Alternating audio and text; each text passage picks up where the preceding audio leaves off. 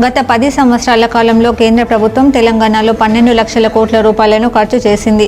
కానీ గత బీఆర్ఎస్ ప్రభుత్వం, నేడు కాంగ్రెస్ ప్రభుత్వం, కేంద్ర ప్రభుత్వం తెలంగాణకు ఏమీ చేయలేదంటూ బుకాయిస్తున్నాయి.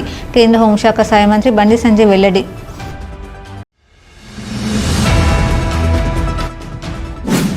చివరి గింజ వరకు నాణ్యమైన ధాన్యాన్ని కొనుగోలు చేస్తాం. జిల్లా కలెక్టర్ కోయి శ్రీహర్ష వెల్లడి.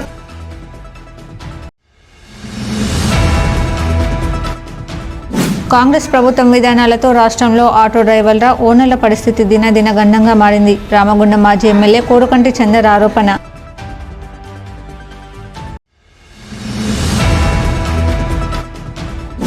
గోదావరికని స్నేహ సాహితీ గ్రంథాలయంలో కవి గాయక సమ్మేళనం. సామాన్యుడి ఎజెండాగా సాహిత్యం సృజించబడాలన్న అరసం నాయకులు.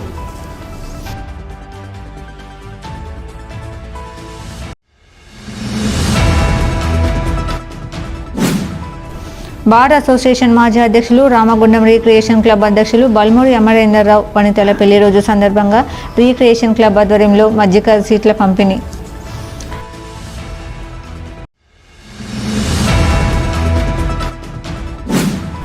జాతీయ స్థాయి అవార్డును సొంతం చేసుకున్న గోదావరికని కృష్ణవేణి విద్యాసంస్థ.